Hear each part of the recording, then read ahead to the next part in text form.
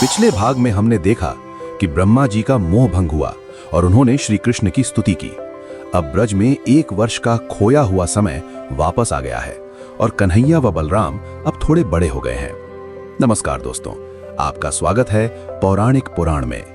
ब्रह्मा जी की परीक्षा समाप्त हो चुकी थी। 1 वर्ष का समय जो लुप्त हो गया था वो वापस आ गया, लेकिन अब समय ने करवट ली। श्री कृष्ण और बलराम अब बालपन से निकलकर पौगंड अवस्था यानी कि 6 से 10 वर्ष में प्रवेश कर रहे थे। अब वे केवल बछड़े नहीं चराते थे, बल्कि उन्हें गाय चराने की अनुमति मिल गई थी। इस शुभ दिन को ब्रज में गोपाष्टमी कहा गया।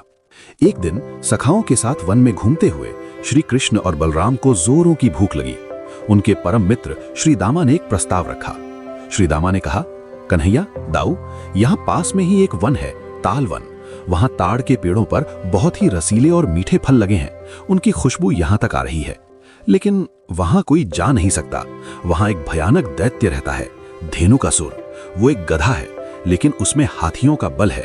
वो और उसके साथी वहां किसी को घुसने नहीं देते।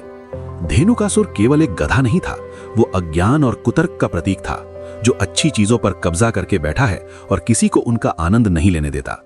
बलराम जी जब फलों की बात सुनी तो वे मुस्कुराए और बोले, अरे भूख लगी है तो राक्षस क्या करेगा, चलो आज तालवन के फल ही खाएंगे। उधर बरसाना में राधा रानी अपने महल के बगीचे में बैठी थी। हवा में एक अजीब सी गंध थी। राधा नासिका सिकोड़ते हुए बोली, ललिता, हवा में ये कैसी गंध है? ये फूलों की नहीं है, ये किसी पशु की गंध है और साथ ही पके हुए फलों की भी खुशबू है। मुझे लग रहा है आज दाऊ भैया कुछ बड़ा करने वाले हैं। कृष्ण, बलराम और ग्वालबाल तालवन में घुस गए। वन में गहरा सन्नाटा था। जमीन पर सड़े हुए फलों का ढेर था।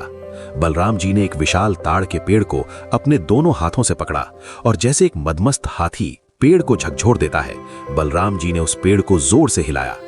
टप टप टप टप सैकड़ों पके हुए फल जमीन पर गिरने लगे। सन्नाटा टूट गया, लेकिन इस आवाज ने किसी और को भी जगा दिया था। जमीन हिलने लगी, धूल उड़ने लगी। दूर से एक भयानक रैंकने की आवाज आई।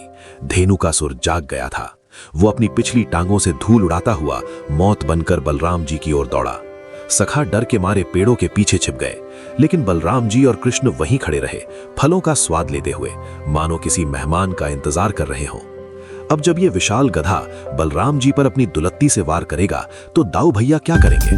क्या वे हथियार उठाएंगे या उसी गधे को हथियार बना लेंगे? अपनी राय हमें नीचे कमेंट्स में जरूर बताएं और पौराणिक पुराण चैनल को सब्सक्राइब करना न भूलें। मिलते हैं कहानी के अगले भाग में। तब तक के लिए नमस्कार।